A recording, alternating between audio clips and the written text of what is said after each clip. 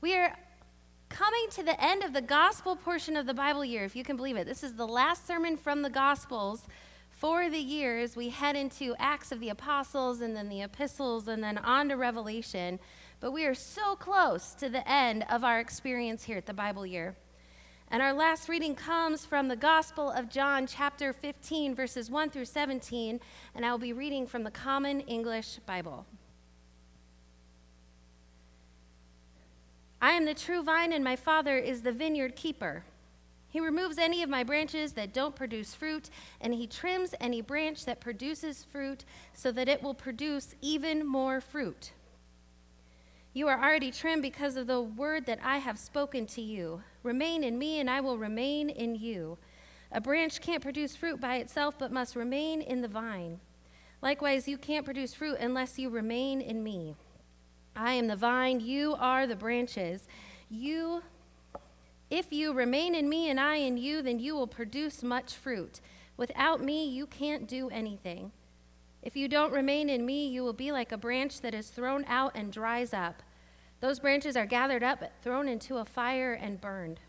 If you remain in me and my words remain in you, ask for whatever you want, and it will be done for you. My Father is glorified when you produce much fruit, and in this way, prove that you are my disciples. As the Father loved me, I too have loved you. Remain in my love.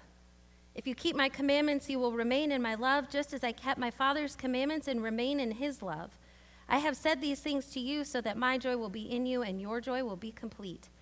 This is my commandment.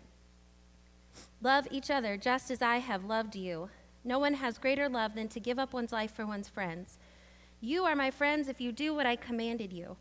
I don't call you servants any longer because servants don't know what their master is doing. Instead, I call you friends because everything I heard from my Father I have made known to you. You didn't choose me, but I chose you and appointed you so that you could go and produce fruit and so that your fruit could last. As a result, whatever you ask the Father in my name, he will give you. I give you these commandments so that you can love each other. Here ends the reading. Spirit of God, stir up your people. Thanks be to God. I don't know about you, but I frequently think that I have too much. Too much stuff in my house, and so I can never get it clean. Too much stuff on my calendar, so I don't even have time to clean if I wanted to. Too much on my to-do list. It overflows my work hours. Too many things pulling at my bank account and my credit card statement that it feels overwhelming. And I know I'm not alone in this because there is an entire market based on helping us simplify.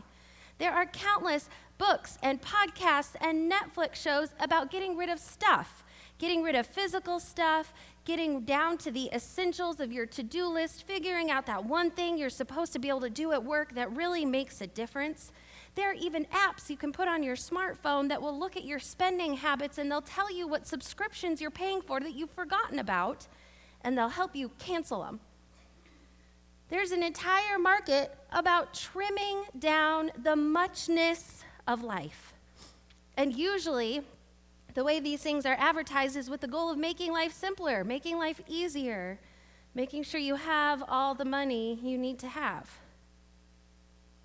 But what if, beloved, what if simple isn't a sufficient goal?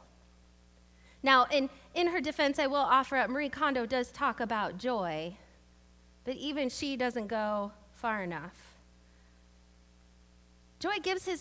Jesus gives his disciples the analogy of the vine and the branches.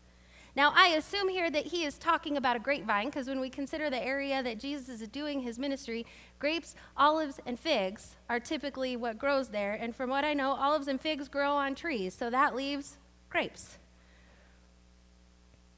And the way a grapevine works is it has a root structure, because all plants have root structure, and then there's a trunk. And grape growers build wires beside it, and the grapevine splits along the wires into these two larger branches.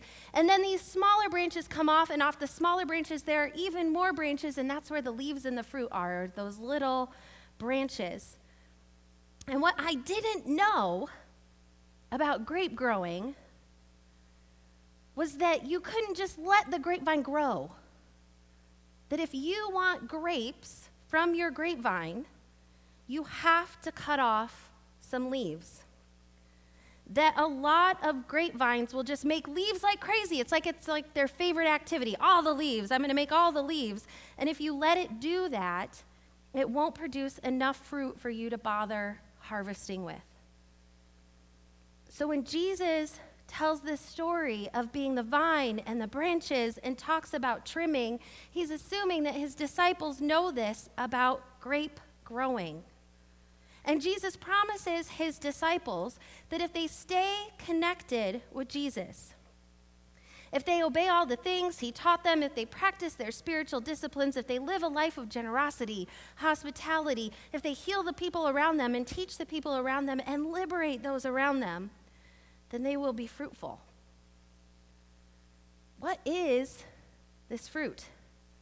Well, biology teachers, what is fruit? Fruit is the thing that carries the seed of the new plants, right? Fruit is the thing that leads to new life, to more people being involved.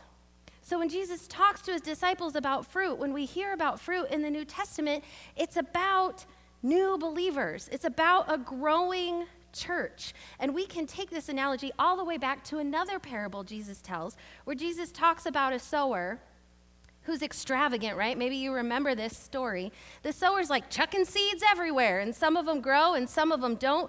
But the seed that you want to be like is the seed that gets a root system and it grows and it makes fruit. More fruit. And Paul talks about the fruit of the Spirit, and we're going to come back to that in a second. Have you ever noticed, though, how when the Bible talks about the church, especially in the New Testament, it uses a lot of living, organic things like vines and crops and bodies? That's because, beloved, the church isn't all about the building. The church is a living thing. And what I remember from my biology classes is that living things are meant to be part of the environments they're in, to use the resources they have in order to grow themselves, yes, but also to do what? To reproduce. That is what living things are supposed to do. Jesus is saying here and elsewhere that his followers are meant to abide in him, not just for their own personal growth, but to reproduce, to make more.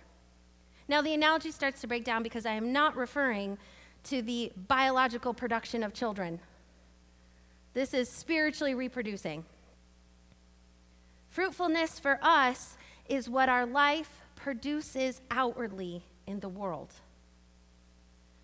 Maybe it would be helpful for us to think about Paul's fruit of the Spirit as what the fruit looks like outside. For those of you that don't just know that, Paul's fruit of the Spirit is love, joy, peace, patience, kindness, goodness, gentleness, faithfulness, and self-control. And it's all one fruit. We're not growing multiple fruits. That's all one fruit. Love, joy, peace, patience, kindness, goodness, gentleness, faithfulness, and self-control is what our lives should look like on the outside, what we should produce outwardly. Much like if you drive past a vineyard, you don't know what kind of grapes those vines are producing until you actually see the grapes. Isn't that a great analogy? Doesn't that just add another layer to what Jesus is saying? How many of you, okay, I want you to actually raise your hand or make a comment in the online section about this. Trust me, it's not going to embarrass you at all, I promise. How many of you have ever eaten a grape or had grape juice or eaten a raisin or had some wine? Hint, if you've taken communion here, your answer is yes. Okay? You don't have to do any other activity besides take communion here. Now, the next question is, how many of you have ever eaten dolma, aka stuffed grape leaves? That's a much smaller number, right? The fruit that the vineyard produces is more pervasive, more useful than the leaves. We can drive past a grape vineyard and we can say, oh, that's a pretty place to be, but it doesn't change or impact us in any way unless we get fruit from it. The fruit we produce as the followers of Jesus Christ is what carries the church to the world.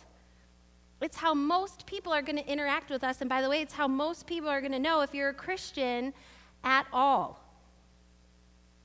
We as a church need to be fruitful. We as individuals need to be fruitful. By abiding in Jesus and trimming away the stuff that keeps us from being fruitful and doing the stuff that produces fruit in our lives. By abiding in Jesus and trimming away the stuff that keeps us from being fruitful and doing the stuff that produces fruit so that the world can see us and even be nourished by us.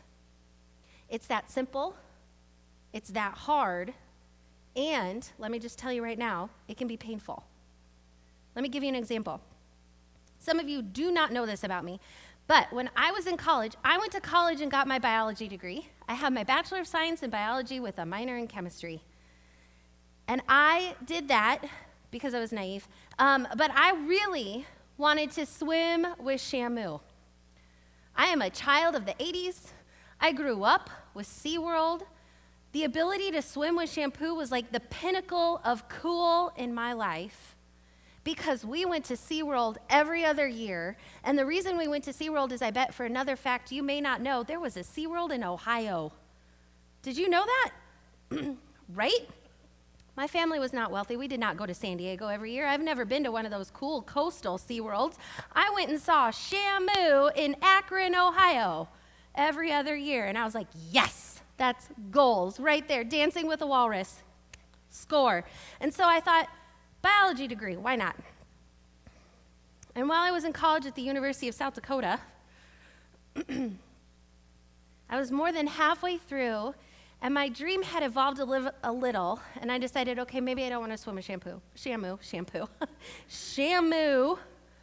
Maybe I don't want to swim with Shamu. Maybe what I want to do is just study whales because they are so fascinating. And so I was more than halfway through college, and I had on my college desk an application to Scripps Institute of Oceanography out in California. It was right there. I had my plans. I was going to leave the Midwest behind, and I was going to go to California, and I was going to make these plans to spend years on boats, swimming. I had a scuba diving certification. I was ready to go study whales. And I was reading this book by Bruce Wilkinson called The Secrets of the Vine. Bruce is the one who wrote the Prayer of Jabez. This Secrets of the Vine was his follow-up. Now, I'm not recommending this book because it's been a very long time since I've read it, so don't go out and get it because your pastor told you it was a good book. This just happens to be the book that I was reading because of this part where he talks about the grapevine, and he's actually one that taught me that you have to cut things away in order for a grapevine to be fruitful. And right there, more than halfway through college, lying in the top bunk of the sorority house in a room that I shared with 3 other women at like 2 or 3 o'clock in the morning, God trimmed away Shamu and Scripps Institute. God trimmed it all away and told me to apply to go to seminary. Pointed out how much I loved being a youth group leader at the time. And it was terrifying and it was hard, but because I allowed God to trim that away, I went to CPE and I went to seminary, and I'm standing here today, and it was the hardest work I've ever done, doing all of that, and I loved it so much, and I was good at it in seminary. And ministry, by the way, is crazy making at times. It is so much work, and it's so much effort, and it's so exhausting. And I'm not complaining, but I tell you all that to let you know that I can't imagine doing anything else with my time. Even in the midst of the worst possible weeks that I could have at this job, I can't imagine being on a boat studying whales for a living. I know if I did anything else with my hours, it would just be working to pay the bills, because ministry isn't just a job for me. It's who I am at my core. And I got there because God trimmed things away from my life.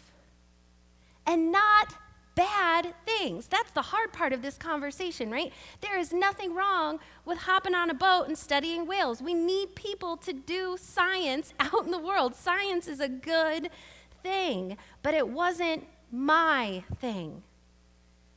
It wasn't supposed to be my way of producing fruit, but God still had to take away good things so that I could be fruitful.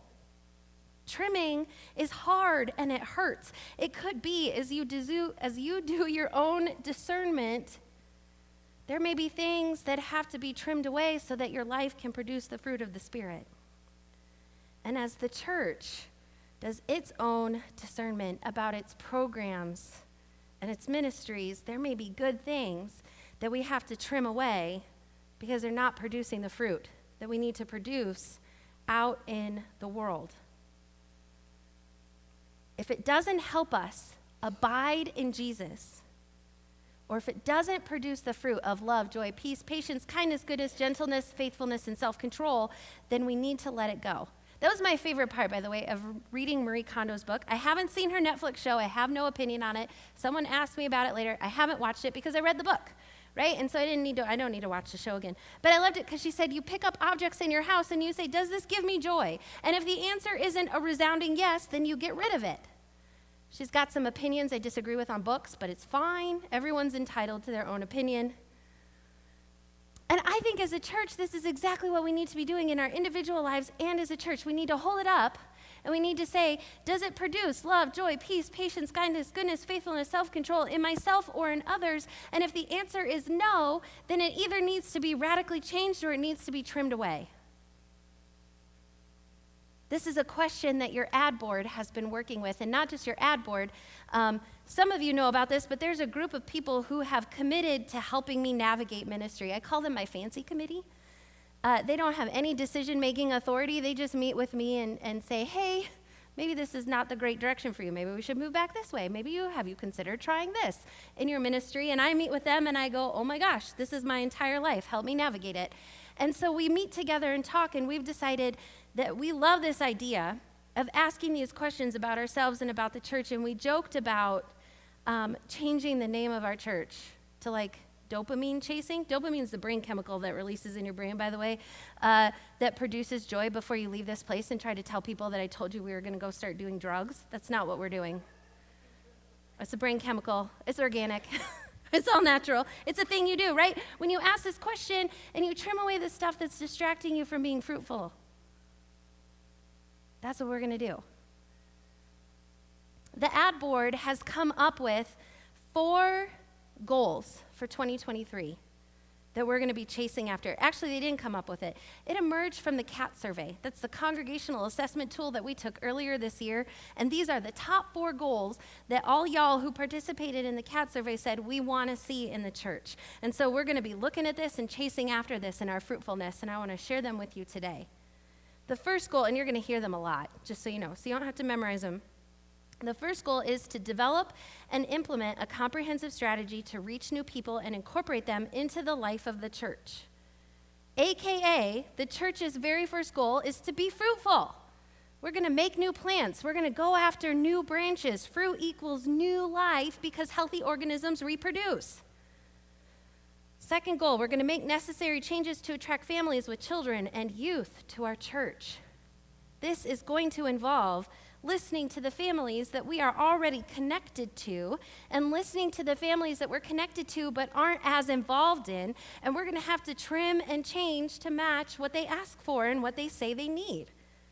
It's going to be uncomfortable, but it's going to be fruitful. Develop the spiritual generosity of the people to financially support the ministry of the church. This we cannot do for you. This we're going to help you do. This is your individual discernment. All of us need to look at how we use our money. And with each way that we spend our money, we have to say, does this produce love, joy, peace, patience, kindness, goodness, gentleness, faithfulness, self-control in myself or others? And if the answer is no, can I change it or trim it so that I can use my money to do something that does produce that fruit? And the last goal we set was to produce more opportunities for Christian education. Provide more opportunities for Christian education and spiritual formation at every age and stage of life.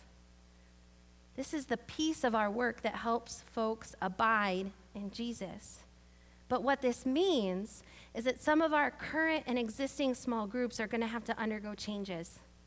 They're going to have to make leaders in their small group emerge and go start a new group elsewhere, right? This is how organisms reproduce, or they're going to have to split and meet in two different areas to create space for new people to join in. Or if the leader wants to go and start another group, they're going to have somebody emerge in maturity from within them to lead them so that the leader can go and make a new small group. It also means that some of you who are in here who are not currently in a small group may be experiencing a call to start a small group. And there may be things on your calendar that you have to trim away and fear that you have to trim away in order to say yes to God's call to lead. All this stuff, all these things that we want to say yes to involves saying no to other things. It's hard and it's painful work, but it's Jesus' call for us that us as individuals and the church be fruitful. Amen?